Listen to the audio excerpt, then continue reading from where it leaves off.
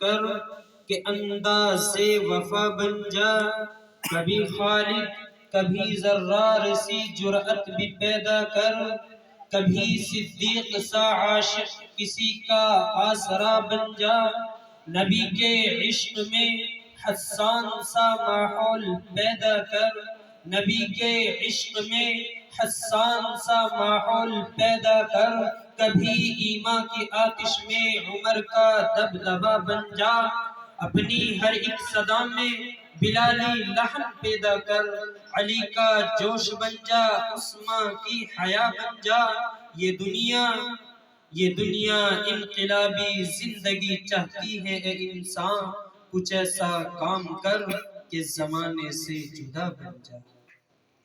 محترم سامعین، عزیز ساتھیوں، بزرگوں اور معصوم بچوں اور اپنے گھروں میں سماعت فرمانے والی اسلامی اور مقدس اور معزز مائیں اور بہنوں، میرے بھائی، یہ تو آپ حضرات کو معلوم ہے کہ آج کی رات بڑی عظمتوں والی، بڑی برکتوں والی راتیں ہیں، لیکن آج کی رات بھی ہمارے بہت سے بھائی ایسے ہیں کہ جو آج کی رات بھی عبادت میں گزارنا نہیں چاہتے۔ اب آپ حضرات سوچ رہے ہوں گے کہ جو نہیں آئے یہ ان کی خوش قسمتی ہے۔ نہیں میرے بھائی، بلکہ جو حضرات یہاں پر نہیں آئے یہ ان کی خوش قسمتی نہیں، بلکہ اللہ نے ان تمام کو بلایا ہی نہیں، اللہ نے ان تمام کو قبول ہی نہیں کیا۔ اگر آپ حضرات ان تمام کے لیے کوئی ایسا نظم کرا دیتے کہ آج کے پروگرام میں آنے والے کو 1,000 روپے انعام میں دیے جائیں گے تو تمام کے تمام لوگ آتے۔ کیوں؟ کیونکہ اس میں لالچ ہے۔ یا پھر آپ ان کے لیے کوئی سزا تجویز کر دیتے یا کوئی جرمانہ رکھ دیتے تو وہ ضرور آتے، کیوں؟ انہیں ایک ڈر ہوتا۔ اب وہ نہیں آئے اسی لیے کہ اللہ نے ان تمام کو قبول نہیں کیا اور ان تمام کو اللہ کا ڈر بھی نہیں۔ اور حضرات کو ایک واقعہ بتلاتا چلوں کہ ڈر کسے کہتے ہیں۔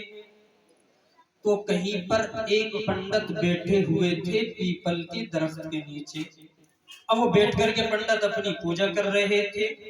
اب اسی راستے سے ایک جو ہے ملا جی بھی آگے ہمارے جیسے، تو پنڈت نے اس ملا جی کو بلایا، کیا لے ملا جی ادھر آ۔ اب ملا جی آئے تو جب پنڈت نے کہا کہ اے ملا جی یہ جو پرندہ ہے، کبوتر ہے، یہ پیپل پر بیٹھا ہوا ہے، یہ کیا کہہ رہا ہے؟ اب جو عام سی مثال ہے، پرانی مثال جو ہمارے بڑے دیا کرتے ہیں، ملا جی نے وہی کہا کہ کبوتر کہہ رہا ہے سبحان تیری قدرت، سبحان تیری قدرت، سبحان تیری قدرت۔ پنڈت جی نے کہا بالکل غلط، بالکل غلط۔ تو ملا جی نے کہا آپ ہی بتلا دے کہ یہ کیا کہہ رہا ہے۔ تو پنڈت جی نے کہا کہ ملا جی یہ کہہ رہا ہے سیتارام دشرت، سیتارام دشرت، سیتارام دشرت۔ اب دونوں کی ہو گئی ہوئی پھٹ پھٹ، اب دونوں لڑنے لگے۔ اب ملا جی کی پنڈت جی کی لڑائی اب کون چھڑائے؟ ادھر سے ایک سبزی والا بھی آ گیا، سبزی بیچنے والا۔ اب سبزی بیچنے والے نے جب دیکھا کہ یہ تو ملا جی کی پنڈت جی کی لڑائی ہے، اگر کسی کی ایسی ہوتی کہ دلیپ کمار کی ہوتی، عبد الرحمن کی ہوتی تو چھڑا دیتے، اب ان کی لڑائی کون چھڑائے؟ اب وہ سبزی بیچنے والا پاس آیا اور کہا کہ پنڈت جی لڑائی کس بات کی ہے؟ تو پنڈت جی نے کہا کہ بھائی لڑائی کسی بات کی نہیں، میں نے ان ملا جی کو بلایا اور معلوم کیا کہ یہ جو پرندہ ہے یہ درخت پر بیٹھ کر کیا کہہ رہا ہے، تو یہ کہتے ہیں کہ کہہ رہا ہے سبحان تیری قدرت، سبحان تیری قدرت۔ اور میں نے اپنی کتابوں کے اندر پڑھا یہ کہہ رہا ہے سیتارام دشرت، سیتارام دشرت۔ اب سبزی بیچنے والے نے کہا تم دونوں ہی غلط، سبزی بیچنے والے نے کہا کہ تم دونوں ہی غلط، نہ تو یہ کہہ رہا ہے سبحان تیری قدرت، نہ ہی یہ کہہ رہا ہے سیتارام دشرت، بلکہ یہ کہہ رہا ہے گاجر مولی ادرک، گاجر مولی ادرک، گاجر مولی ادرک۔ اب تینوں کی لڑائی ہوگی، اب کون چھڑائے؟ اب تینوں لڑنے لگے۔ ادھر سے دیکھا کہ ایک قریشی بھائی بھی آ رہے تھے گوشت بیچنے والے۔ اب اس نے دیکھا کہ پنڈت جی لڑ رہے ہیں، ملا جی بھی ہیں، سبزی بیچنے والے بھی ہیں۔ اب وہ کسائی بھائی جو قریشی تھے وہ پاس آئے اور آ کر کے کہا کہ پنڈت جی ملا جی لڑائی کس بات کی ہے؟ تو کہنے لگے کہ بھائی لڑائی تو کسی بات کی نہیں، میں نے ملا جی سے معلوم کیا کہ ایک کبوتر کیا کہہ رہا ہے، یہ کہہ رہے ہیں سبحان تیری قدرت، اور میں نے کہا میں نے اپنی کتابوں میں پڑھا سیتا رام دشرت، اور سبزی بیچنے والا کہتا ہے کہ تم تینوں ہی غلط، دونوں ہی غلط، یہ کہہ رہا ہے گاجر مولی ادرک۔ اب جو قصائی تھا وہ کہنے لگا تم تینوں ہی غلط، اب فیصلہ کون کرے؟ قصائی کہنے لگا تم تینوں ہی غلط، کہ نہ ہی تو یہ کہتا سبحان تیری قدرت، نہ ہی یہ کہتا سیتا رام دشرت، اور نہ ہی یہ کہتا گاجر مولی ادرک، بلکہ یہ کہہ رہا ہے شیری پائے ڈھکرک، شیری پائے ڈھکرک، شیری پائے ڈھکرک۔ اب چاروں کی لڑائی ہوئی، اب کون چھوڑائے؟ جو بھی آتا ہے وہی پھنس جاتا ہے۔ اب چاروں لڑنے لگے۔ تھوڑی دیر کے بعد ایک پہلوان کو بھی آتے ہوئے دیکھا۔ اب پہلوان نے جب دیکھا کہ بھئی یہ تو بڑا الجھا ہوا معاملہ ہو گیا، اب چار آدمی لڑ رہے ہیں، ملا جی بھی ہیں، پنڈت جی بھی ہیں، سبزی بیچنے والے بھی ہیں، اور ہمارے قریشی بھائی بھی ہیں۔ اب وجہ معلوم کی تو وجہ بتلائی کہ ملا جی کہتے ہیں کبوتر کہہ رہا ہے سبحان تیری قدرت، پنڈت جی کہتے ہیں کبوتر کہہ رہا ہے سیتا رام دشرت، اور سبزی بیچنے والا کہتا ہے کہ کبوتر کہہ رہا ہے گاجر مولی ادرک، قریشی بھائی کہتے ہیں کبوتر کہہ رہا ہے شیری پائے ٹھکرک۔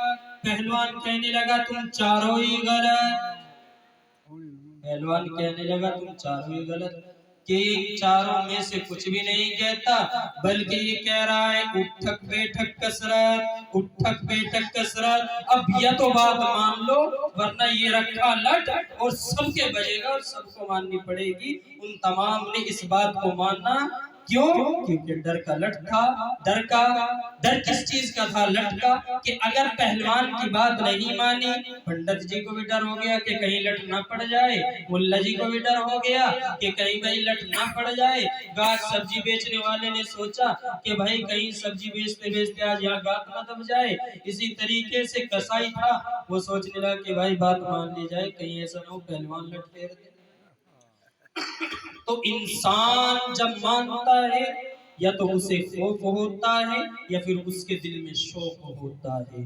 اب شوق تو عبادت کا کسی کو نہیں۔ آج کی رات بڑی عظمتوں والی، آج کی رات بڑی عزتوں والی، لیکن آج کی رات میں کسی کو شوق نہیں کہ آج کی رات جاگ کر اپنے رب کو منا لیا جائے، اپنے رب کو راضی کر لیا جائے، اپنے رب کی عبادت کر کے اپنے گناہوں کو معاف کرا لیا جائے۔ ہو سکتا ہے کہ اللہ آئندہ سال مجھے موت دے دے، زندگی نہ ملے، اس بات کی کسی کو فکر نہیں کہ آج اللہ تمام بندوں کا حساب کرے گا کہ آج کی رات کسے زندگی کتنی ملے گی، کون پیدا ہوگا، رزق کس کو دیا جائے گا، کس کو کتنا رزق دیا جائے گا، کس کی کتنی عمریں ہوگی، اس بات کی کسی کو فکر نہیں۔ تمام کے تمام بندے اپنے گھروں میں ہیں اور آرام کی نیند سو رہے ہیں، اللہ کی رحمت برسے گی۔ ہو سکتا ہے کہ اللہ ان تمام بندوں کو ہی محروم کر دے اپنی بخشش سے جو اپنے گھروں میں سوتے ہوئے ہیں۔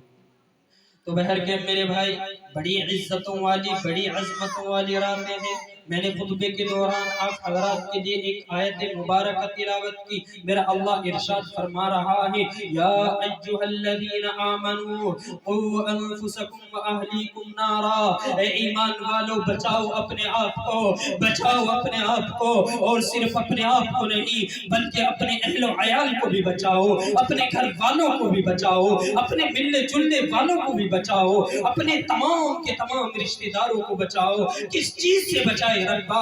رب نے ارشاد فرمایا وَأَهْلِيكُمْ نَارًا، جہنم کی آگ سے بچاؤ، کیونکہ جہنم کی آگ بڑی خطرناک ہے۔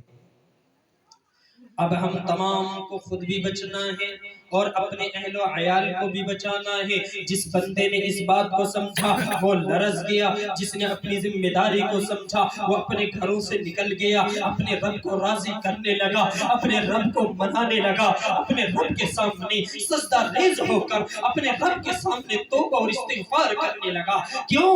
کیونکہ وہ سمجھ گیا کہ جب رب ارشاد فرما رہا ہے یا ایھا الذین آمنوا قوا انفسکم، اے ایمان والو بچاؤ اپنے آپ کو، اور صرف اپنے آپ کو نہیں بلکہ اپنے اہل و عیال کو، گھر والوں کو، تمام کو بچاؤ، کیونکہ جہنم کی آگ بڑی خطرناک جگہ ہے۔ کیا ہم نے اپنی ذمہ داری کو سمجھا؟ کیا ہم نے اس بات کو آج تک جانا کہ کتنے بیانات ہم سن رہے ہیں، کتنی تقریریں ہم سن چکے ہیں؟ کیا ہم نے اپنے بچوں کو اس جہنم کی آگ سے بچانے کے لیے کیا مدارسوں کے اندر داخل کیا؟ کیا ہم نے اپنے بچوں کو ان مدرسوں کے اندر داخل کیا کہ ہاں میرا بچہ جہنم سے بچنے والا ہو جائے، میرا بھائی جہنم سے بچنے والا ہو جائے، آج کی رات میرے بھائی کی بخشش ہو جائے، آج کی رات میرے ماں باپ کی بخشش ہو جائے، آج کی رات میرے بچوں کی بخشش ہو جائے اور جہنم سے میرا تمام گھر بچ جائے؟ یہ کوئی نہیں سوچ رہا، اور رب ارشاد فرما رہا ہے یا ایھا الذین آمنوا قوا انفسکم، اے ایمان والو بچاؤ اپنے آپ کو، اور صرف اپنے آپ کو نہیں بلکہ اپنے گھر والوں کو، اہل و عیال کو، تمام کو بچاؤ، کیونکہ جہنم کی آگ بڑی خطرناک جگہ ہے۔ تو میرے بھائی ہم تمام کے تمام ذمہ دار ہیں۔ اگر باپ ہے وہ اولاد کا ذمہ دار ہے، اور میرا اللہ والد سے سوال کرے گا کلکم راع وکلکم مسئول عن رعیتی، کہ تم میں سے ہر ایک ذمہ دار ہے۔ اگر باپ ہے وہ اپنے بچوں کا ذمہ دار ہے، اگر دادا ہے اپنے گھر کا ذمہ دار ہے، اگر بڑا ہے وہ محلے کا ذمہ دار ہے، اگر ایم ایل اے ہے تو پورے خطے اور علاقے کا ذمہ دار ہے۔ اسی طریقے سے اگر وہ امیر صاحب ہے تو وہ اس خطے کا اور اس علاقے کا ذمہ دار ہے، اور اللہ ہر ایک ذمہ دار سے یہ سوال کرے گا کہ میں نے کہا تھا کہ بچاؤ اپنے آپ کو، بچاؤ اپنے اہل و عیال کو، بچاؤ اپنے رشتہ دار کو، بچاؤ اپنے آپ کو، کیا تم نے یہ بچایا؟ میرا رب ارشاد فرمائے گا اور معلوم کرے گا کہ تم نے اپنی ذمہ داری کو کیسے نبھایا۔ ہم نے تمہیں تمہارے گھر کا ذمہ دار بنایا، بتا تو نے اپنی ذمہ داری کو کیسے نبھایا۔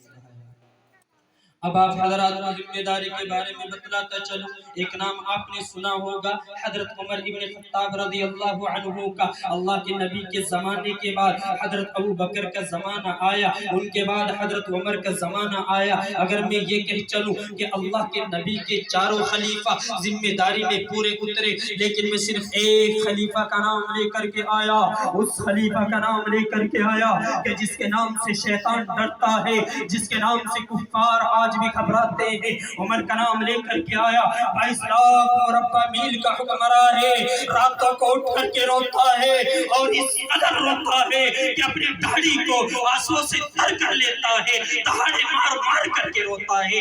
آپ کی بیوی آپ کے پاس آتی ہے اور آ کر کے کہتی ہے اے امیر المؤمنین تم اس قدر کیوں رو رہے ہو؟ تمہارے رونے کی وجہ کیا ہے؟ تم اس قدر کیوں روتے ہو؟ ارے امیر المؤمنین تم تو وہ ہو کیونکہ کفار مکہ تم سے گھبراتے ہیں، شیطان تم سے ڈرتا ہے، اور بڑے بڑے کفاروں کی تمہیں دیکھ کر ہوا خارج ہو جاتی ہے۔ تمہارے رونے کی وجہ کیا ہے؟ کیا کہا تھا عمر بن خطاب نے؟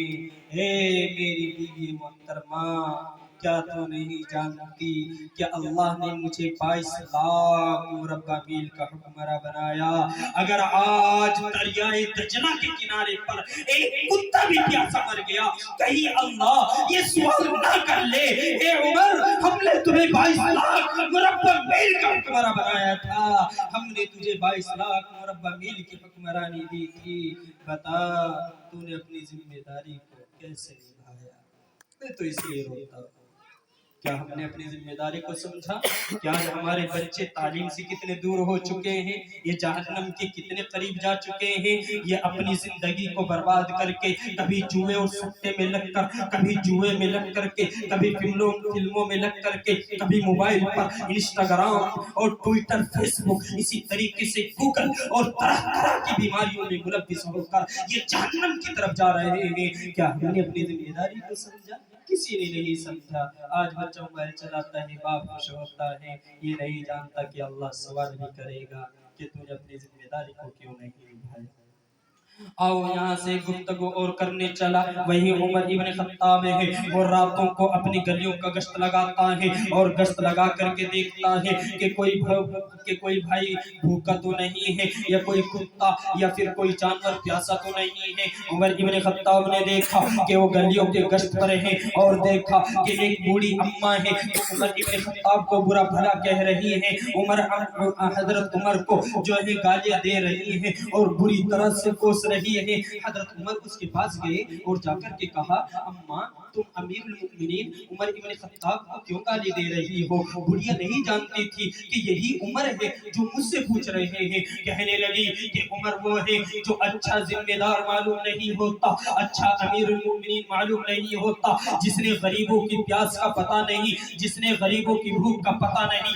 آج مجھے 3 دن ہو گئے بھوک سے تڑپ رہی ہوں، پیاس سے تڑپ رہی ہوں، کھانے کے لیے کھانا نہیں ہے، پینے کے لیے گھر میں پانی نہیں ہے، تڑپ رہی ہوں۔ امیر المؤمنین کو نہیں پتا کہ میرے گھر میں کچھ بھی نہیں ہے۔ عمر ابن خطاب نے کہا کہ اے بوڑھی اماں کیا عمر ابن خطاب کو پتا ہے؟ کہنے لگے میں نہیں جانتی پتا ہے یا نہیں پتا ہے، لیکن ذمہ دار اچھا معلوم نہیں ہوتا۔ عمر ابن خطاب وہاں سے اٹھے اور اپنے خادم کے پاس آئے اور آ کر کے کہا کہ اے میرے خادم اسلم، ایک ستو کی بوری میرے کاندھے پر رکھ دے اور تھوڑا آٹا دے دے، تھوڑا اناج دے دے اور تھوڑا گوشت بھی دے دے، تھوڑا کھانے کا سامان دے دے۔ ان کا خادم کہتا ہے اے امیر المؤمنین یہ سامان اٹھانے کے لیے تو ہم ہیں، آپ اتنی تکلیف کیوں اٹھاتے ہیں؟ کیا کہا تھا عمر بن خطاب نے؟ بھلا تزرو وازرۃ وزر اخری، کہ میں جانتا ہوں کہ یہ بوجھ اٹھا تم بھی سکتے ہو، لیکن کیا تم آخرت میں میرے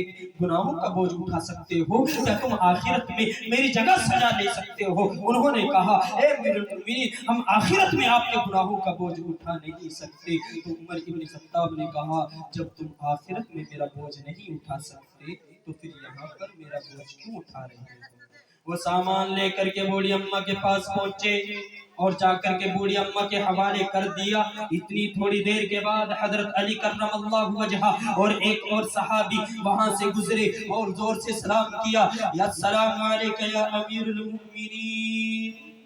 جب بوڑھی اماں نے یہ سنا تو چونک گئی اور سوچنے لگی کہ میں جسے گالی دے رہی تھی وہ کوئی اور نہیں بلکہ وہ عمر تھا، جسے میں برا کہہ رہی تھی وہ کوئی اور نہیں، وہ تو یہی نوجوان تھا جسے میں گالیاں دے رہی تھی، وہ تو یہی نوجوان تھا، یہ تو امیر المؤمنین ہے، اب مجھے کیا سزا دے گا؟ یہ ہو سکتا ہے مجھے سزا دیتے، لیکن کیا کہا امیر المؤمنین نے؟ اے بوڑھی اماں آج ڈرنے کی ضرورت نہیں، اب بتا تو نے امیر المؤمنین کو کیسا پایا؟ فرمایا ربا ہر زمانے میں عمر فاروق جیسا امیر دے دینا، مولا ہر زمانے میں ایسا ہی ذمہ دار دے دینا جیسا آج تو نے اس عمر فاروق کو ذمہ دار دیا۔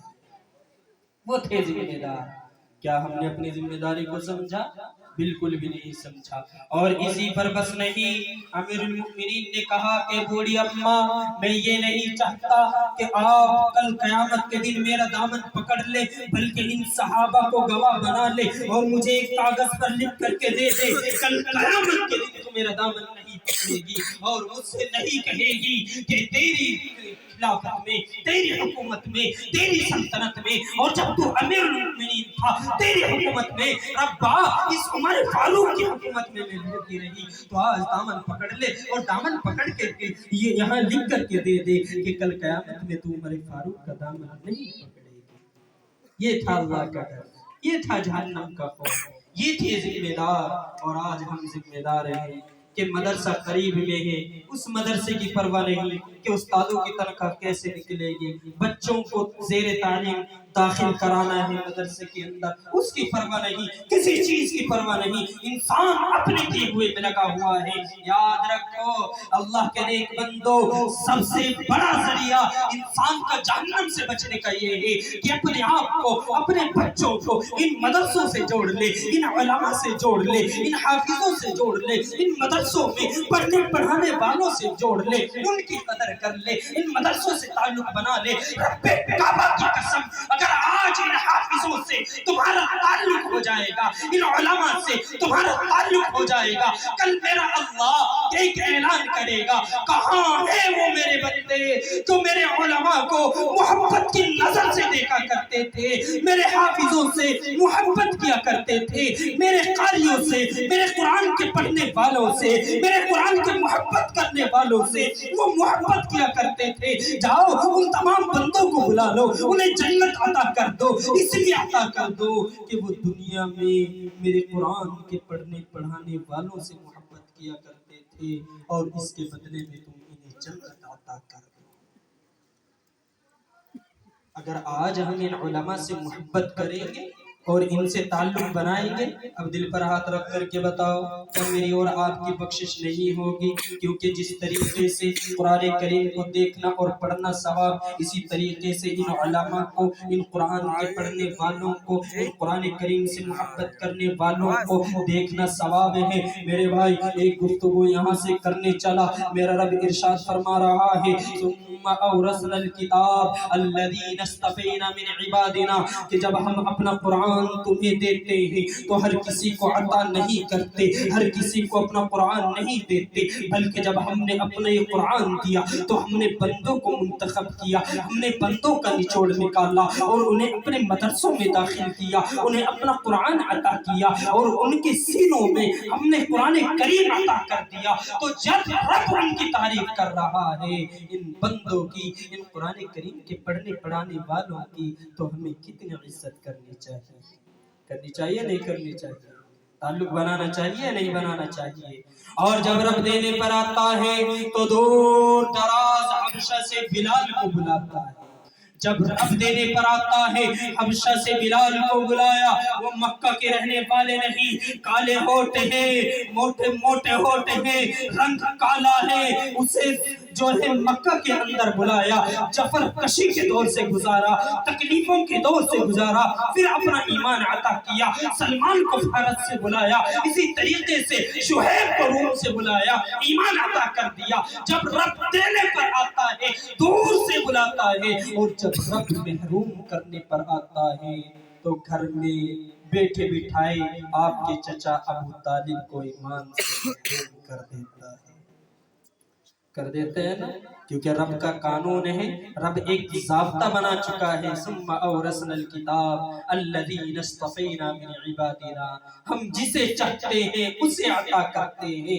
یہ کلام ہمارا ہے، یہ قرآن ہمارا ہے، ہم جسے چاہیں گے اسے عطا کریں گے، یہ کتاب ہماری ہے، ہر کسی کو عطا نہیں کریں گے، یہ ایمان ہمارا ہے، ہر کسی کو عطا نہیں کریں گے، جسے چاہیں گے اسے عطا کریں گے۔ تو میرے بھائی جب رب اس قدر تعریف کر رہا ہے، اس قدر اپنے بندوں کو مخاطب کر کے ان کی تعریف کر رہا ہے، تو ہمیں کتنی ان کی قدر کرنی چاہیے نہیں کرنی چاہیے۔ آج ہم کہتے ہیں کہ مدارس بہت زیادہ ہو گئے، زبان پر رہتا ہے نا، مدرسے بہت زیادہ ہو گئے، ان کو بند کرو، یہ مدرسے بہت زیادہ انہیں بند کرایا جائے، یہ ایک ہمارا شیوا بن چکا ہے ایمان والوں کا۔ تو آپ حضرات جائیے اور مفتی صاحب سے معلوم کہ سب سے بڑی مفتی کون ہے، بتلائیں زبان سے، گوگل ہے نا سب سے بڑا مفتی۔ اب تو لوگ جو ہیں علماء اور جو ہے اپنے رہنماؤں کے پاس نہیں جاتے، بلکہ گوگل کھولا اور اس پر دیکھ لیا کون جاتا ہے، جاؤ گوگل سے معلوم کرو اور وہاں پر لکھو اسپین کے حالات اور اس کی اسپین کی بربادی کی وجہ کیا ہے، تو گوگل آپ حضرات کو بتلائے گا کہ اسپین کے اندر 1000 سال، 1 سال نہیں، 2 سال نہیں، 3 سال نہیں، 5 سال نہیں، 10 سال نہیں، رب کعبہ کی قسم 1000 سال اسپین اندلس کے اندر ایمان والوں کی حکومت رہی، اسلامی حکومت رہی، اسلام کا جھنڈا بلند رہا، لیکن آج وہاں پر ایک بھی اسلام کا نام لینے والا نہیں، ایک بھی اللہ کا نام لینے والا نہیں، ایک بھی اللہ کا کلمہ گنگنانے والا نہیں۔ وجہ کیا ہے؟ گوگل آپ کو بتلائے گا کہ وجہ یہ ہے کہ ان لوگوں کے دلوں سے ان کے علماء کی محبت اٹھ چکی تھی، ان کے مدرسوں کی قدر نکل چکی تھی، ان کے مدرسوں کی اہمیت ان کے دلوں سے نکل چکی تھی، اور ان کے علماء، ان کے حافظ، ان کے قرآن کے پڑھنے پڑھانے والے، ان کی قدر ان کے دلوں سے نکل چکی تھی۔ جب ان کی قدر ان لوگوں کے دلوں سے نکلی، میرے اللہ نے ان سے ایمان ہی لے لیا، سب کچھ چھین لیا۔ آج اس اسپین کے اندر ایک بھی ایمان والا نہیں۔ وجہ کیا ہے؟ وجہ یہ ہے کہ ان لوگوں کے دلوں سے ان کے علماء، ان کے یہ مدرسے، ان کی اہمیت، ان کی قدر دلوں سے نکلی، میرے اللہ نے ان سے ایمان ہی لے لیا۔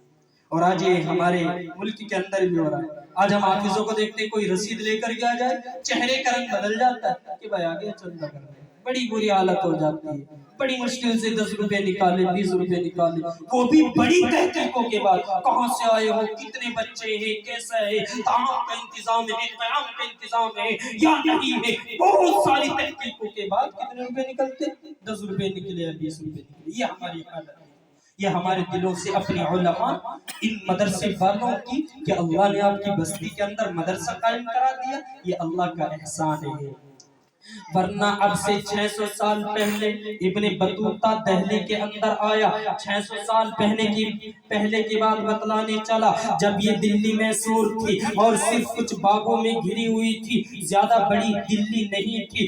ابن بطوطہ دہلی کے اندر آیا، اس وقت اس نے جا کر کے اپنی ڈائری میں لکھا تھا کہ ایسا معلوم ہوتا ہے کہ دہلی کے اندر ایک نہیں بلکہ 1000 مدرسے ہیں، اور یوں معلوم ہوتا ہے کہ دہلی کا ہر گھر مدرسہ ہے، ہر گھر مدرسہ ہے، دہلی کا ہر آدمی معلم ہے، ہر عورت معلمہ ہے، اور دہلی کا ہر بچہ متعلم ہے، ہر بچی متعلمہ ہے۔ یہ معلوم ہوتا ہے کہ دہلی کا ہر فرد اپنے بچوں کو پڑھانے والا، ہر گھر مدرسہ ہے۔ دہلی کے اندر یہ معلوم ہوتا ہے، یہ 600 سال پہلے کی باتیں ہیں، اور آج دلی اتنی بڑی، آج ہمیں مدرسے کہ جو کہیں پر ہیں یہ بھی زیادہ معلوم ہوتے ہیں، زیادہ نظر آتے ہیں، ان کی قدر ہمارے دلوں سے نکل چکی ہے۔ رب کعبہ کی قسم، جس قوم کی تنزلی کا وقت آ جاتا ہے، وہ قوم اپنے پیشوں کی، اپنے رہنماؤں کی، اپنے علماء کی،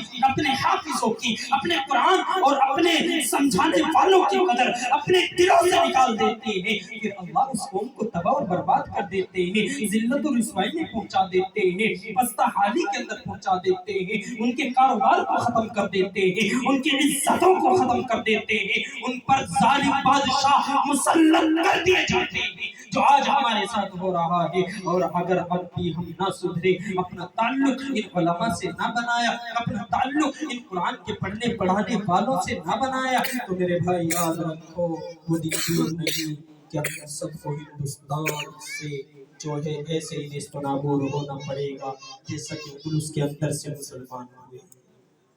لہٰذا میرے بھائی، اب بھی وقت ہے، اپنے ان علماء کی قدر کریں، قرآن کے پڑھنے پڑھانے والوں کی قدر کریں، ان کی امداد کر دیا کریں، ان سے محبت کیا کریں۔ ارے انہیں دیکھنا بھی ثواب ہے، ان کے اوپر خرچ کرنا بھی ثواب ہے، یہ کتنی محنتیں کرتے ہیں۔ آپ اپنے بچوں کو بلاتے ہیں، آپ کے بچوں کو بلا کر صبح کے وقت محنت کرتے ہیں، آپ کے بچوں کو پڑھاتے رہتے ہیں، ہاں میں تجھے جہنم کی آگ سے بچاؤں گا، تمہارے بچوں کو جہنم کی آگ سے بچاؤں گا۔ جب ان علماء نے، ان حافظ، ان قاری سراج الدین صاحب نے، اسی طریقے سے حضرت مولانا بشیر احمد صاحب نے جب یہ دیکھا کہ اس بستی کے اندر مدرسہ نہیں، یہاں کے بچے بگڑ رہے ہیں، اپنی زندگیوں کو گلی، تاش، سٹا اور جوئے میں خراب کر رہے ہیں، والدین کے نافرمان بن رہے ہیں، زانی بن رہے ہیں، زنا کی طرف متوجہ ہو رہے ہیں، موبائلوں میں اپنی زندگیاں خراب کر رہے ہیں، موبائلوں میں لگ کر اپنی زندگیوں کو برباد کر رہے ہیں،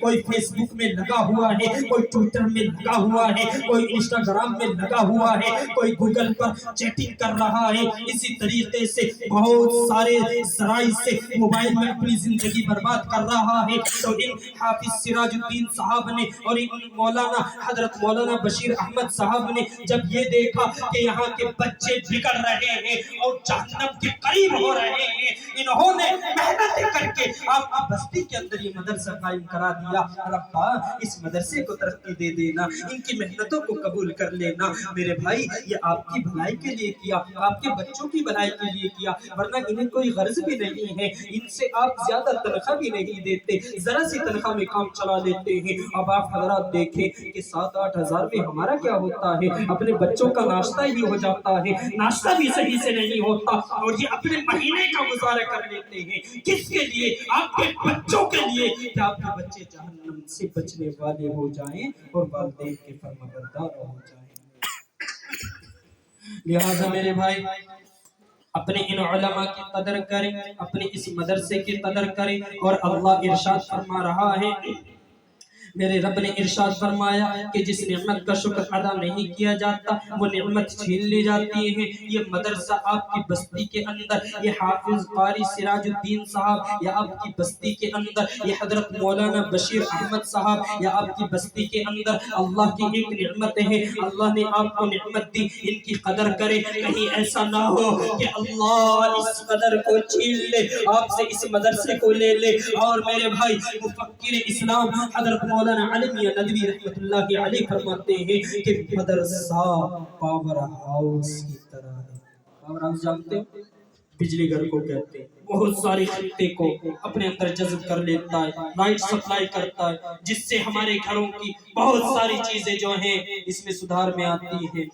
میرے بھائی اسی لیے حضرت مولانا مفکر اسلام علی میاں ندوی رحمت اللہ علیہ فرماتے تھے کہ یہ مدرسے پاور ہاؤس کی طرح ہے، جس طریقے سے بجلی گھر تمہیں پاور دے رہا ہے، یہ مدرسے تمہیں ایمان کی پاور دیتے ہیں، تمہارے ایمان کو مضبوط بناتے ہیں، تمہارے بچوں کو جہنم سے بچاتے ہیں، تم سب کو جہنم سے بچانے کی کوشش کرتے ہیں۔ صبح شام قرآن پڑھا جائے گا، اللہ کی رحمتیں اترے گی، رات کو قرآن پڑھا جائے گا، اللہ کی رحمتیں آپ کی بستی کے اندر، آپ کے محلے کے اندر، آپ کے گھروں میں، آپ کے بچوں پر، آپ سب پر اللہ کی رحمتیں برسیں گی۔ آج کی رات بڑی عزتوں والی، بڑی برکتوں والی، اور آپ حضرات یہاں پر آئے، یہ انہی کی محنتیں ہیں، انہی کی کاوش ہیں۔ ربا ان کی محنتوں کو قبول فرما لے، مولا ہم سب کا بیٹھنا یہاں پر قبول فرما لے، مولا ہم سب کا یہاں پر بیٹھ کر مولا ہم سب کی بخشش کا ذریعہ بنا دے۔ آج سے عہد کر کے اٹھے کہ ہم اس مدرسے کا خیال رکھیں گے،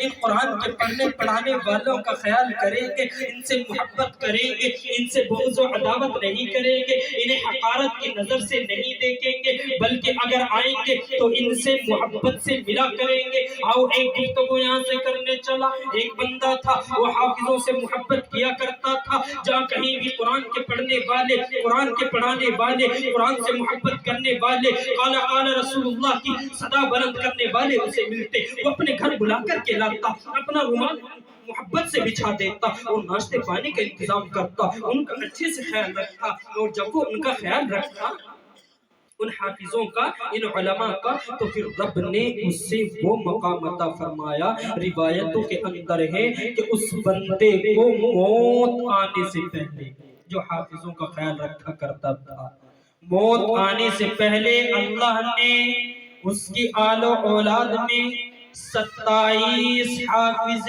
قرآن پیدا فرمائے۔ کتنے حافظ قرآن؟ کتنے زور سے بتلائے؟ 27 حافظ قرآن اللہ نے اس کی آل و اولاد میں پیدا فرمائے، جو حافظوں سے اور علماء سے محبت کیا کرتا تھا۔ اب ہاتھ اٹھا کر کے بتلائے کہ کون کون چاہتا ہے اس کے آل و اولاد حافظ قرآن بنے؟ ہاتھ اٹھا کر کے بتلائے، ثبوت دے بھائی بیداری کا۔ اللہ آپ کی محنتوں کو، کاوشوں کو، آپ کے ہاتھ اٹھانے کو قبول فرما لے، اور اللہ آپ کے آل و اولاد کو حافظ قرآن بنا دے، اللہ آپ کو حافظ قرآن بنا دے۔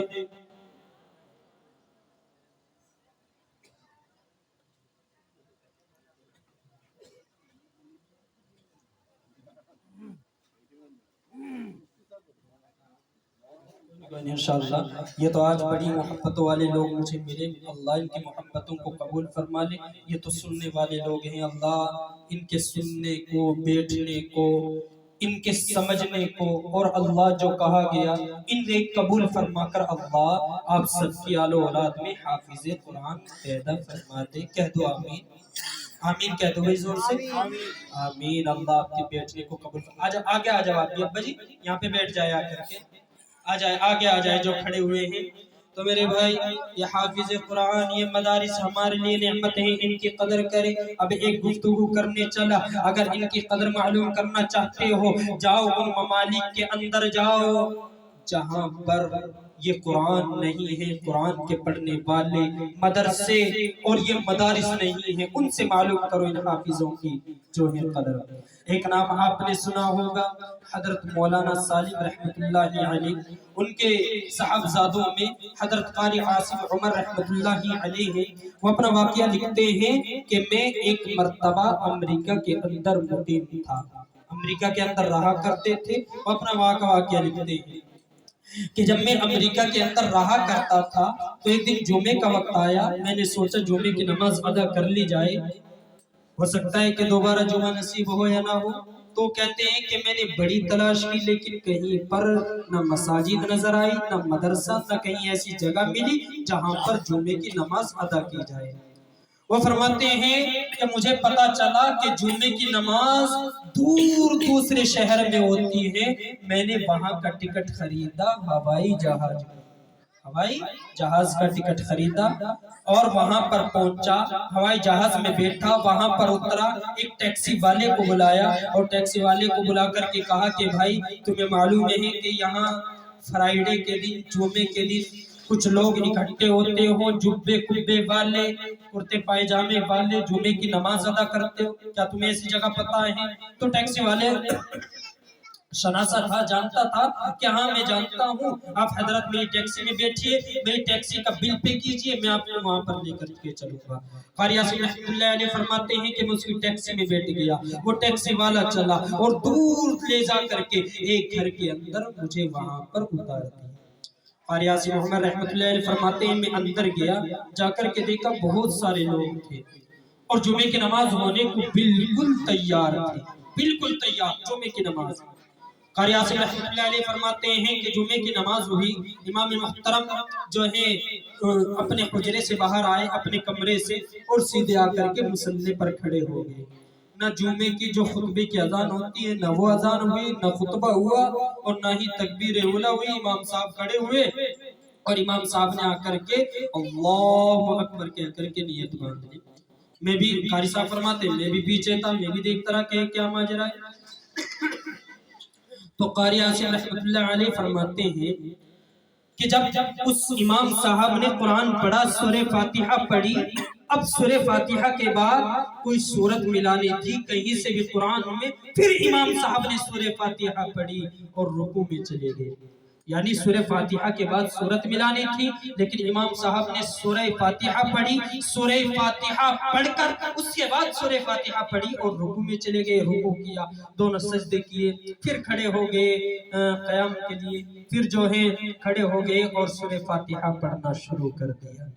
امام صاحب نے سورہ فاتحہ پڑھی، سورہ فاتحہ کے بعد پھر سورت ملانی تھی، پھر سورہ فاتحہ پڑھی اور پڑھ کر کے رکوع میں چلے گئے، سجدہ کیا، سلام پھیر دیا، جمعے کی نماز ہو گئی۔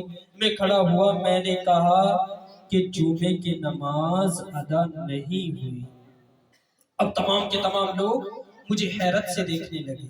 جب میں نے یہ کہا جمعے کی نماز نہیں ہوئی، تمام لوگ حیرت سے دیکھنے لگے کہ جمعے کی نماز ادا نہیں ہوئی، کیا آپ پڑھا دیجئے کہ کس طریقے سے پڑھائی جاتی ہے۔ وہ فرماتے ہیں، انہوں نے فرمایا کیا فرما دیجئے آپ کون ہیں؟ انہوں نے کہا کہ میں دارالعلوم یعنی ہندوستان کے اندر ہندوستان کا باشندہ ہوں اور سب سے بڑا مدرسہ دارالعلوم کا جو ہے روحانی بیٹا ہوں، عالم بھی ہوں، حافظ بھی ہوں، عالم بھی ہوں، علماء بھی ہوں، قاری بھی ہوں، قرآن کو پڑھنے والا بھی ہوں، اور جو شرائط جمعے میں ہونی چاہیے وہ شرائط ادا نہیں کی گئی، جمعے کی نماز نہیں ہوئی۔ اب وہ تمام کے تمام لوگ جو ہیں حیران ہوئے، کہنے لگے حضرت آپ بھی پڑھا دیں۔ اب حضرت پڑھانے لگے، اس سے پہلے جو تھا ایک حضرت فرماتے ہیں کہ ایک 75 سال کا بوڑھا، 75-80 سال کا بڑے میاں پیچھے کی سب سے آگے آیا، لمبی داڑھی سفید اور آنکھوں میں آنسو ہیں۔ قاری صاحب فرماتے ہیں کہ وہ آئے اور میرا ہاتھ پکڑ کر کے یوں کہا، شیخ سورہ فاتحہ سے زیادہ ہم سے قرآن پڑھنا نہیں آتا۔ قاری صاحب فرماتے ہیں کہ اس 75 یا 80 سال کے بوڑھے نے ایسی گوہار لگائی کہ حضرت سورہ فاتحہ کے علاوہ، الحمد شریف کے علاوہ اللہ کے قرآن کی چاشنی ہم نے دیکھی ہی نہیں کہ اللہ کا قرآن ہے کیسا، اللہ کا قرآن سننے میں کیسا ہے، اللہ کا قرآن پڑھنے میں کیسا ہے۔ ہم نے سورہ فاتحہ کے علاوہ قرآن سنا ہی نہیں۔ اور اے قاری صاحب، آج چاہے رکعت کتنی بھی لمبی کر دینا، ہم تھکیں گے نہیں، ہم اکتائیں گے نہیں۔ چاہے آپ ایک ہی رکعت میں پورا دن کر دینا، ہم تھکیں گے نہیں، کیونکہ ہم نے اللہ کا قرآن سورہ فاتحہ کے علاوہ سنا ہی نہیں۔ وہ بھی تھے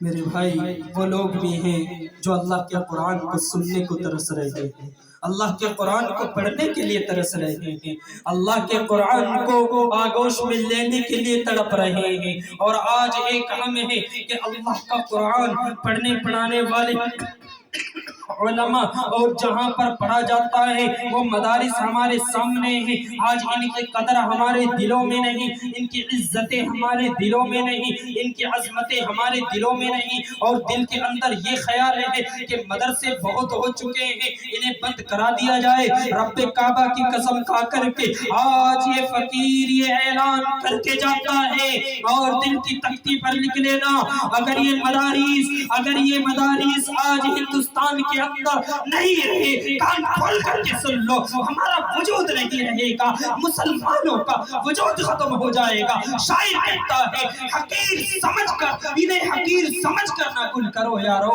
یہی چراغ جلیں گے تو روشنی ہوگی۔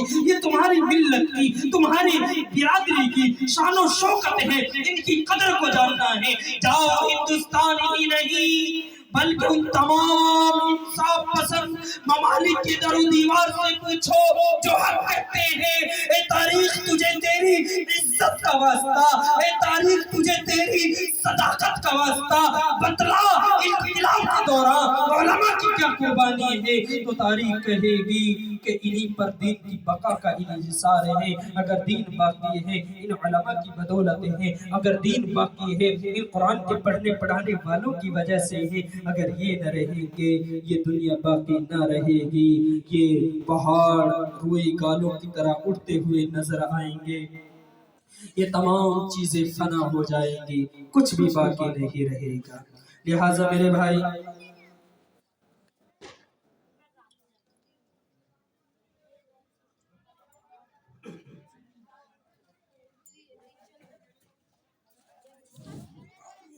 تو ابھی آپ اکتائے تو نہیں، ابھی آپ کو اکتاہٹ تو نہیں ہوئی؟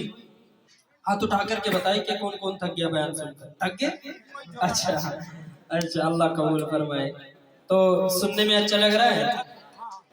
اچھا، اللہ آپ کی اس محبت کو، اس بیٹھنے کو، اللہ آپ کے سننے کو قبول فرمائے۔ ماشاءاللہ بڑے ہی اچھے لوگ ہیں، ایسی محبت والے لوگ آج دیکھیں، ورنہ بہت جلسوں میں جانا ہوتا ہے، لوگ اٹھتا جاتے ہیں جو اٹھ کر کے بھاگنا شروع کر دیتے ہیں، لیکن آپ کو دیکھ رہا ہوں اللہ کا شکر ہے، مجھے لگتا ہے کہ آپ مدرسے سے محبت کرنے والے ہیں۔ اللہ آپ کی محبتوں کو، آپ کے بیٹھنے کو، آپ کی اولادوں کو، اللہ آپ کے پریوار والوں کو دین کی خدمت کے لیے، قرآن کے لیے اللہ قبول فرما کر آپ سب کی اور آج کی رات میں اس مغفرت کی رات میں آپ کے گھر والوں کی بخشش فرمائے۔ کہہ دو آمین۔ تو میرے بھائی یہ علماء ہیں کہ آج انہی کی بدولت یہ دین باقی ہے۔ آپ کتنی بھی تنظیمیں لے لیجئے، جمعیت علماء ہند کا کردار لیجئے، وہ کن کی دینے ہیں؟ وہ صدقہ ہے مدرسے کا، ان علماء کا۔ آپ جو ہے مسلم پرسنل لا بورڈ کو اٹھائیے، وہ صدقہ ہے ان علماء کا۔ آپ بڑی تنظیموں کو اٹھائیے، یہ صدقہ ہے علماء کا۔ اور ایک سب سے بڑی تنظیم جسے ہم آج تبلیغ کے نام سے جانتے ہیں، جس کے ذریعے سے ہم نے جماعت میں جانا شروع کیا، اپنی اصلاح کی فکر کی، وہ بھی انہی مدرسوں کا دینے ہیں، انہی مدرسوں کا صدقہ ہے کہ ہم تمام کو یہ جو علماء ہیں ان کے ذریعے سے اتنی بڑی تبلیغ کا راستہ راستہ ملا کہ جس میں آج لاکھوں کروڑوں لوگ لگے ہوئے ہیں، اپنی زندگیوں کو سنوار رہے ہیں، اپنی زندگی کو جو ہے بنا رہے ہیں اور اپنے تعلق کو اللہ سے جوڑ رہے ہیں، ان مدرسوں سے جوڑ رہے ہیں۔ آپ جتنی بھی تنظیمیں لے لیجئے وہ تمام کی تمام ان مدرسوں کی اور ان علماء کی دینے ہیں۔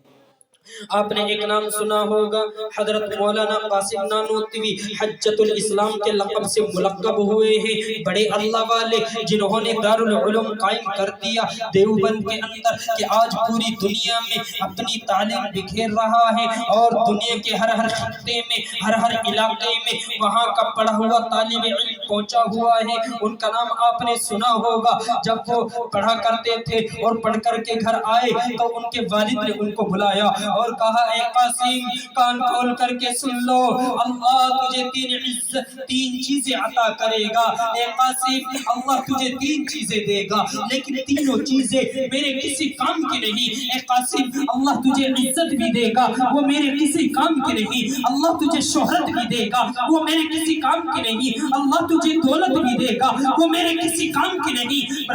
پھر مولانا قاسم نانوتوی رحمت اللہ علیہ نے فرمایا ابا جان پھر آپ کے کام کی کیا چیزیں ہیں؟ کیا کہا تھا والد صاحب نے؟ اے قاسم اللہ تجھے تین چیزیں دے گا، وہ میرے کسی کام کی نہیں ہے، میرے کام کی ایک چیز ہے، اللہ نے تجھے حافظ قرآن بنایا، میں نے تجھے حافظ قرآن بنایا، میں نے تجھے حافظ قرآن بنایا۔ اے قاسم جب میں مر جاؤں اور قبر میں رکھ دیا جاؤں، روزانہ قرآن کریم کھولنا اور میرے ایصال ثواب پہ صرف ایک پارہ پڑھ کر کے میری روح کو ایصال ثواب پہنچا دینا، میرے کام کی یہ چیزیں ہیں اور کوئی چیز میرے کام کی نہیں۔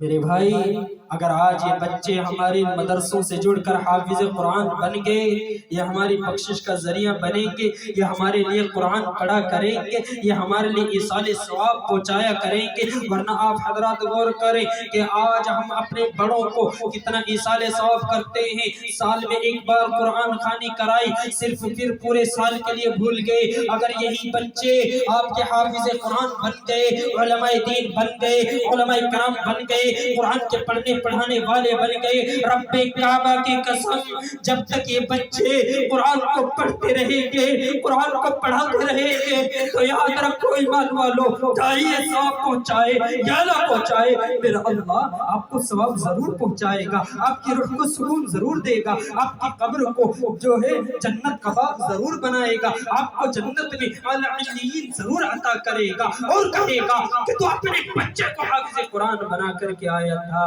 اور جب تجھے یہ مرتبہ اور عہدہ مل رہا ہے یہ تیرے اسی عمل کی بدولت ہے۔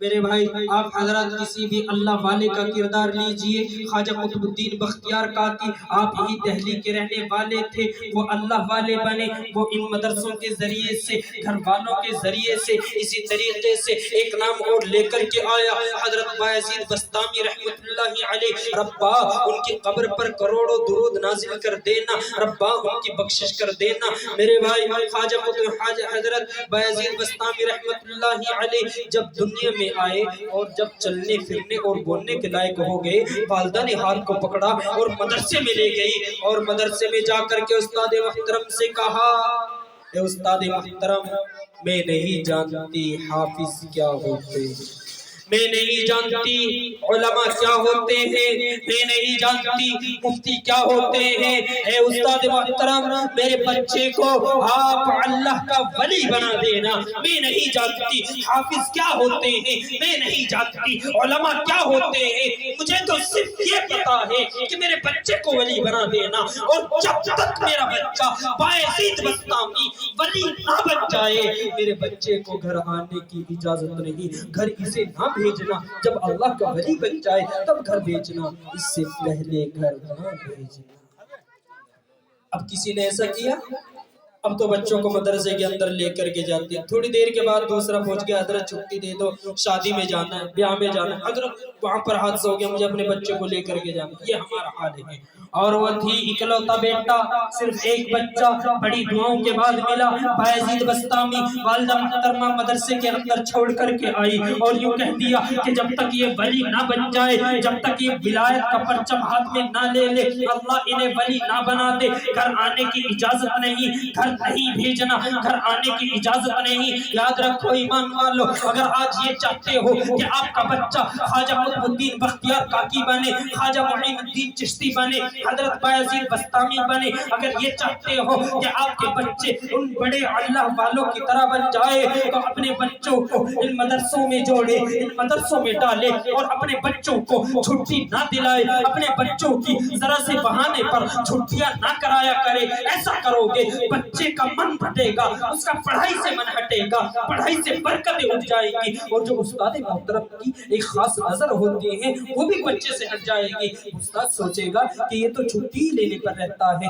میں اسے اچھے سے نہیں پڑھاؤں گا۔ اور جب استاد محترم دیکھتے ہیں کہ بچہ محنت سے پڑھتا ہے، چھٹی نہیں کرتا، غیر حاضری نہیں کرتا، ان کے گھر والے بھی چاہتے ہیں کہ بچہ حافظ قرآن بن جائے، بچہ قرآن کو پڑھنے پڑھانے والا بن جائے، جب استاد محترم دیکھتے ہیں تو پھر استاد محترم اس بچے پر خاص توجہ دیتے ہیں۔ آج تو ہمارا حال یہ ہے کہ اگر استاد نے بچوں کو مار دیا نا تو والدہ محترمہ وہیں پہنچ جائے گی اور جا کر کے لڑائی جھگڑا شروع کر دے گی عورتیں، اور اگر خود نہ کرے تو اپنے شوہر سے کہے گی ارے مدرسے کے اندر پتہ نہیں کون پڑھاتا ہے، ہمارے بچے کو مار دیا، ہمارے بچوں کو مارا۔ آج ہمارا حال یہ ہے۔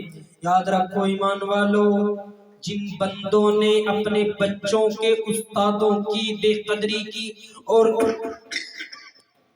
ان کی عزتوں کو نہ جانا، ان کی عظمتوں کو نہ جانا، یاد رکھو ایمان والو، اس کا بچہ کامیاب نہیں ہو سکتا، اس کا بچہ حافظ قرآن نہیں بن سکتا، اس کا بچہ علماء دین نہیں بن سکتا۔ اگر استاد پٹائی کرتا ہے وہ کرنے دے، کیونکہ وہ اپنی کوشش پر ہے، تمہارے بچوں کے لیے محنتیں کرتا ہے، صبح میں سویرے اٹھتا ہے، رات میں دیر سے سوتا ہے، کس کے لیے؟ آپ کے بچوں کے لیے در در پھرتا ہے، چندہ مانگتا ہے، اپنی تنخواہ نکالتا ہے۔ ہونا یہ چاہیے تھا کہ آپ خود جاتے اور معلوم کرتے حضرت آپ کی تنخواہ کا انتظام ہوا یا نہیں ہوا، اگر نہ ہوا ہو ہم انتظام کر دیتے ہیں، ہم دے دیتے ہیں، میں دینے کے لیے آیا، میں رسید بنانے کے لیے آیا۔ لیکن آج معاملہ الٹا ہے، ہم استادوں کے ساتھ لڑائی جھگڑے کرتے ہیں، مدرسوں کے اندر سے سوچتے ہیں ارے اس نے میرے بچے کو مارا، اسے ہٹا دیا جائے۔ یاد رکھو ایمان والو، اگر ایسا کرو گے بچے کبھی بھی حافظ قرآن اور اللہ والے نہیں بن سکتے۔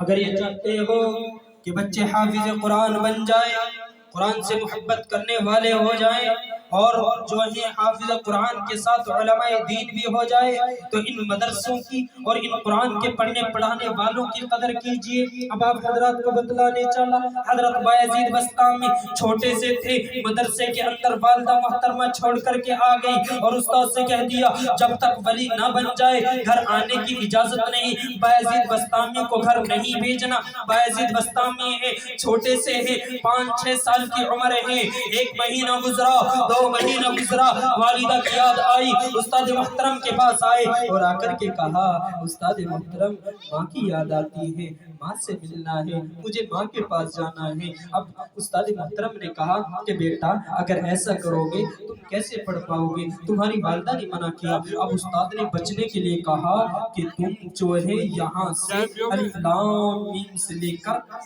اور جو ہے زیادہ سبق دیا کہ اس کے یاد نہ ہو سکے اور جو ہے یہ یہیں پر رہ جائے۔ کہا کہ بیٹا اتنا سبق یاد کر کے آنا، اگر یہ یاد کر کے سنا دیا پھر تجھے تیری والدہ کے جو ہے پاس بھیج دیا جائے گا۔ اب ماں سے ملنے کا شوق تھا، بایزید بسطامی رحمت اللہ علیہ نے پوری رات محنت کی اور پوری رات میں جتنا سبق استاد محترم نے دیا تمام کا تمام یاد کر کے سنا دیا۔ اب استاد محترم اجازت دینے پر مجبور ہو گئے، بایزید بسطامی گھر پہنچے، جا کر کے کنڈی کھٹکھٹائی، والدہ محترمہ نے معلوم کیا کون ہے، کہا اماں تیرا باعزید ہوں، تجھ سے ملنے کے لیے آیا ہوں، اماں تجھے دیکھنا چاہتا ہوں، اماں تجھے سینے سے لگانا چاہتا ہوں، اماں تجھے دیکھ کر کے تیرے پاس کھانا کھانا چاہتا ہوں، اے اماں تیرا دیدار کرنا چاہتا ہوں۔ کیا کہا تھا باعزید بسطامی کی والدہ نے؟ میرا کوئی بیٹا باعزید نہیں، میرا بیٹا ولی بننے گیا ہے، جب تک وہ ولی نہ بن جائے گا میرا کوئی بیٹا نہیں، میرا بیٹا ولی بننے گیا ہے، اور میرا کوئی باعزید نہیں، میرا بیٹا ولی بن کر کے آئے گا۔ بیٹا دہاڑے مار کے روتا ہے، والدہ اندر اپنے آنسوں کو چھپاتی ہے، وہ جانتی ہے کہ اگر آج میں نے اپنے بچوں کو آنسو دکھا دیے، اپنے بچوں کو رو کر کے دکھا دیا، یہ ولی نہیں بن سکتا، یہ حافظ نہیں بن سکتا، یہ علماء نہیں بن سکتا۔ اگر آج میں نے اپنے آنسو اپنے بچوں کو دکھلا دیے، میرا بچہ کامیاب نہیں ہو سکتا۔ والدہ محترمہ آنسوں کو چھپاتی ہے۔ باعزید بسطامی رحمت اللہ علیہ، باعزید بسطامی رحمت اللہ علیہ واپس دوڑے دوڑے آتے ہیں اور آ کر کے استاد کے قدموں میں گر جاتے ہیں اور کہتے ہیں استاد محترم، والدہ نے پہچاننے سے انکار کر دیا۔ والدہ کہتی ہے میرا کوئی بیٹا نہیں۔ اے استاد محترم اب آپ ہی بتائیں میں کیا کروں؟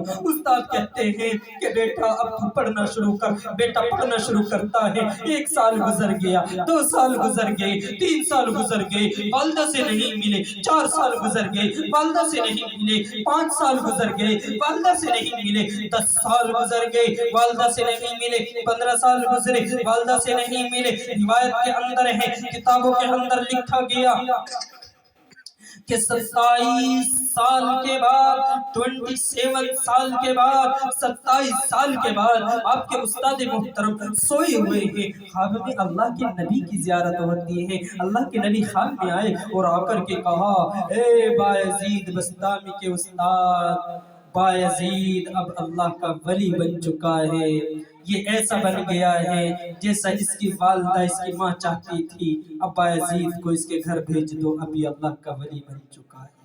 ادھر ماں کو بھی خواب میں بتلا دیا گیا، اللہ کے نبی نے ماں کے خواب میں آ کر کے بھی کہہ دیا اے میری باعزید کی والدہ، اے متقی عورت، اے پرہیزگار عورت، تیرا بیٹا ایسا بن چکا ہے جیسا تو چاہتی ہے، اپنی باعزید کو بلا لے۔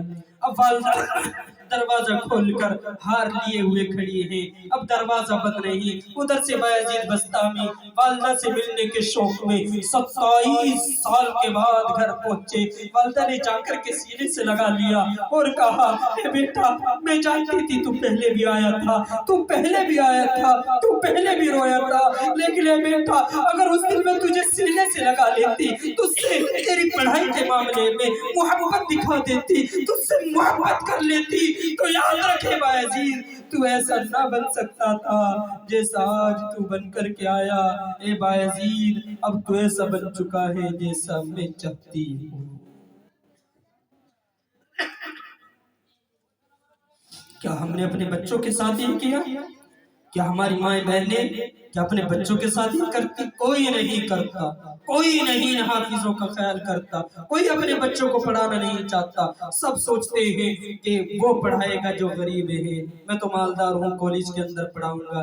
رب کعبہ کی قسم کل اللہ کا دربار لگا ہوا ہوگا، اس گفتگو کو کان کھول کر کے سن لو اور دل کو کھول کر کے سن لو، اپنے کانوں کے دریچوں کو کھول لو۔ اللہ رب العزت کا دربار لگا ہوا ہوگا، وہاں پر انجینئر بھی ہوں گے، وہاں پر ڈاکٹر بھی ہوں گے، وہاں پر جو ہے بڑے عہدے والے بھی ہوں گے، وہاں پر گاڑی بنگلے والے بھی ہوں گے، وہاں پر بڑے روپے پیسے والے بھی ہوں گے، لیکن میرا اللہ ایک اعلان کرے گا، نہ ان ڈاکٹروں کو پوچھے گا، نہ ہی انجینئروں کو پوچھے گا، نہ ہی روپے پیسے والوں کو پوچھے گا، بلکہ رب ایک اعلان کرے گا، کہاں ہے میرے قرآن کے پڑھنے والے، کہاں ہے میرے قرآن کو اپنے سینے میں بسانے والے؟ ارے میرے حافظ قرآن کو بلا لو، میرے حافظ قرآن کو بلاؤ۔ اور حافظ قرآن کو بلایا جائے گا اور انہیں 2 سبز جوڑے پہنا دیے جائیں گے، اور رب کعبہ کی قسم صرف انہیں نہیں بلکہ اللہ ایک اعلان کرے گا، ان حافظ قرآن کے والدین کو بلایا جائے، ان کے والدین کو بلایا جائے گا، اللہ ایک ایسا تاج منگوائے گا۔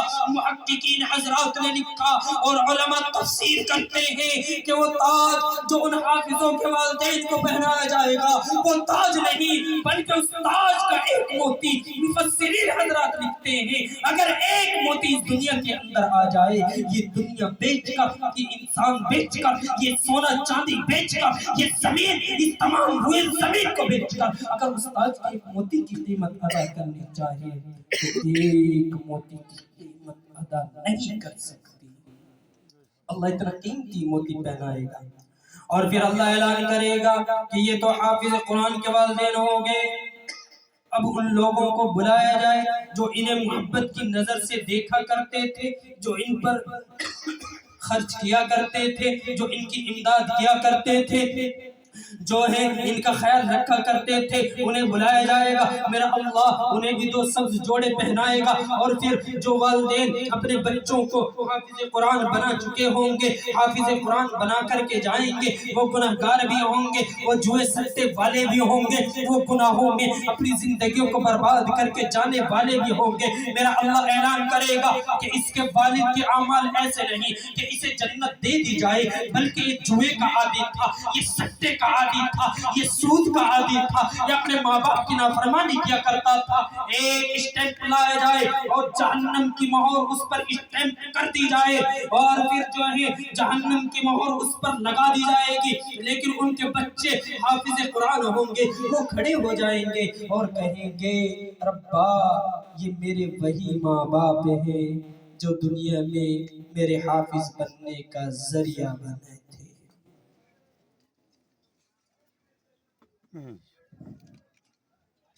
جب جہنم کی مہر لگا دی جائے گی، بچے کھڑے ہوں گے اور کہیں گے ربا یہ وہی میرے ماں باپ، میرے والدین ہیں جو میرے حافظ قرآن کا ذریعہ بنے تھے، چاہے یہ بدکار ہیں، چاہے یہ عیاش ہیں، چاہے انہوں نے اپنی زندگیوں کو گناہوں میں گزارا۔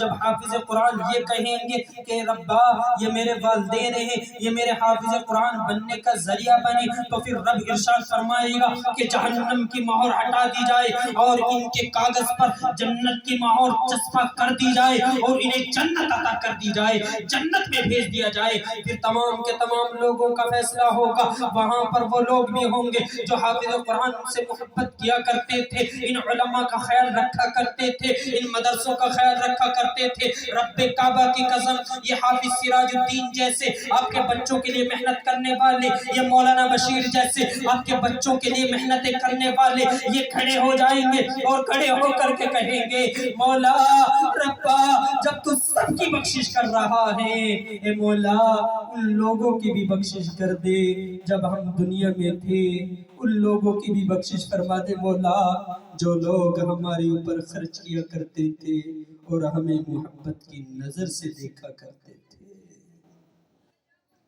اب دل پر ہاتھ رکھ کر کے بتاؤ جہانگیر پوری کے رہنے والوں، اپنے دل کی سچے دل سے بتلاؤ اگر ہم ان سے محبت کریں گے کیا یہ ہماری بخشش کا ذریعہ نہیں بنے گے؟ بنے گیا نہیں بنے گا؟ زور سے بتلائے، زور سے بول کر کے بیداری کا سنتے ضرور ہماری بخشش کا ذریعہ بنیں گے۔ اگر آج ہم اپنے بچوں کو ان دینی تعلیم سے آراستہ کریں گے، ان مدرسوں کا خیال رکھیں گے، رب کعبہ کی قسم یہی علماء ہوں گے، یہی حافظ قرآن ہوں گے، یہی مدرسہ جو آج ہمارے درمیان میں دارالقرآن جو ہے یہ جو ہے تعمیر کر دیا گیا اور اسے جو ہے اس زمین کو مختص کر کے ہمارے بچوں کو پڑھانے کے لیے ان بڑوں نے، ان حافظ سراج الدین صاحب نے، ان مولانا بشیر صاحب نے جو ہمارے بچوں کے لیے مختص کیا، یہی ہماری بخشش کا ذریعہ بنیں گے۔ یہاں سے پڑھ کر کے ہمارے بچے نکلیں گے، قرآن کے حافظ بنیں گے، قرآن کے داعی بنیں گے، یہی ہماری بخشش کا ذریعہ ہوں گے۔ تو میرے بھائی دل پر ہاتھ رکھ کر کے بتاؤ کیا ہماری بخشش کا ذریعہ نہیں ہوں گے؟ ضرور ہوں گے۔ لہٰذا میرے بھائی ان حافظ قرآن کی قدر کرے، جتنا ہو سکے ان کے اوپر خرچ کیا کرے۔ سال کا بہت سارا خرچ ہے، ان کی تنخواہیں بھی ہوتی ہیں، بڑی محنتوں سے جو ہے محنتیں کر کے بڑی محنتوں سے جاتے ہیں، کسی کی ٹھوڑی پکڑتے ہیں، منت خوشامد کرتے ہیں، ایسا تو ہونا نہیں چاہیے تھا، ہونا یہ چاہیے تھا کہ ہم خود لے کر کے آتے، ان کی تنخواہوں کا، کھانے کا، رہنے کا اچھا نظم کرتے۔ ہونا یہ چاہیے تھا کہ ہم ان کی تنخواہیں کم از کم 15,000 روپے کرتے، 15,000 ان کی تنخواہیں ہوتی، رب کعبہ کی قسم ان کے دلوں سے دعائیں نکلتی، اور وہ دعا نکلتی اللہ کے عرش پر جا کر رکتی، اللہ کے عرش کو ہلا دیتی، میرا اللہ اس دعا کو قبول کرتا، ہماری بگڑی بن جاتی، اللہ ہمارے کاروبار میں برکت عطا کر دیتا، اللہ کاروبار دے دیتا، اللہ آل و اولاد کو حافظ بنا دیتا۔ لیکن ہم نے ایسا نہ کیا، ہم نے ایسا نہ کیا تو پھر میرے اللہ نے بھی ہماری اولادوں کو تعلیم سے محروم کر دیا۔ لہٰذا میرے بھائی ان کی قدر کریں، ان کی قدر میں دیکھو انسان دنیا میں آیا سب کچھ یہیں پر رہ جائے گا، سب یہیں پر چھوڑ کر کے جائے گا۔ کیا کوئی آج تک دنیا سے گیا ایسا گیا کہ لے کر کے گیا سونا چاندی کچھ ساتھ میں لے کر کے گیا؟ کوئی گیا دنیا سے یہیں پر چھوڑ کر کے چلا گیا سب کچھ۔ انسان کے ساتھ اس کے اعمال جاتے ہیں اور کچھ بھی نہیں جاتا، اگر اس کے ساتھ جاتے ہیں اس کے اعمال جاتے ہیں اور کچھ بھی نہیں جاتا، اور وہ چیز جاتی ہے کہ صدقہ جاریہ کر کے چلا گیا، کسی کو حافظ بنا کر کے چلا گیا، حافظ قرآن کی مدد کر کے چلا گیا، جب تک وہ حافظ قرآن پڑھتے اور پڑھاتے رہیں گے میرے اللہ نامہ اعمال میں ذخیرہ بھیجتا رہے گا، اور ایسی مقدس رات میں کہ آج کی رات بڑی برکتوں والی، آج کی رات بڑی عزتوں والی، آج کی رات بڑی عظمتوں والی، رب کعبہ کی قسم اگر آج ان حافظوں کا خیال کیا جائے گا میرا اللہ تمام سال کے رزق میں برکت عطا کر دے گا، میرا اللہ تمام سال میں وہاں سے رزق عطا کرے گا جہاں سے ہمارا وہم و گمان بھی نہیں جا سکتا، جہاں پر ہم سوچ بھی نہیں سکتے، جہاں پر ہمارا خیال بھی نہیں جا سکتا۔ لیکن وہ کیسے ہوگا؟ وہ ایسے ہوگا کہ ہم ان حافظوں کا خیال کریں گے، آج کی رات میں ان کا خیال کر کے اپنی بخشش کا ذریعہ بنائیں گے، اپنے نامہ اعمال کو درست کریں گے، اپنے نامہ اعمال کو ذخیرہ بنائیں گے۔ وہ کیسے ہوگا؟ وہ ایسے ہی ہوگا کہ آج کی رات ہم نے ان حافظوں کے نام کرنے ہیں، جتنا ہو سکے ان کے لیے خرچ بھی کرنا ہے، مدرسوں کا خیال بھی رکھنا ہے۔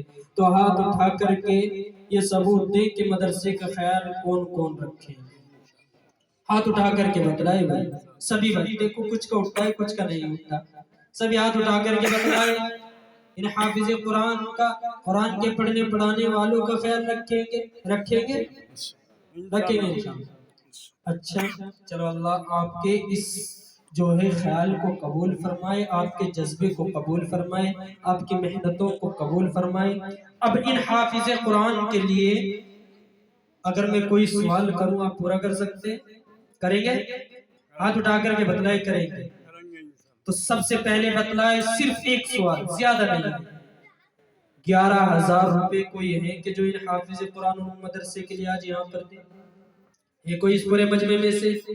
ہے کوئی پورے مجمع میں سے جو 11,000 روپے نکال کر ان مدرسے والوں کے لیے، ان قرآن کے پڑھنے پڑھانے والوں کے لیے، اور وہ یہاں پر 11,000 روپے دے اور اللہ اس کے آل و اولاد کو حافظ قرآن بنا دے، اللہ اس کے گھر والوں کو حافظ قرآن بنا دے، اللہ اسے جنت کی بہاریں دکھا دے؟ ہے کوئی ایسا بندہ؟ ہے کوئی اس پورے مجمع میں؟ ہے کوئی جو ان حافظ قرآن کے لیے 11,000 روپے اور یہ کہے کہ ہاں انشاءاللہ میں حافظ قرآن کا اس طریقے سے خیال رکھوں گا؟ ہے کوئی اس پورے مجمع میں سے؟ کوئی نہیں ہے کہ 11,000 روپے نکال کر دے کہ جی اس مدرسے کے لیے، ان پڑھنے پڑھانے والوں کے لیے جو ہمارے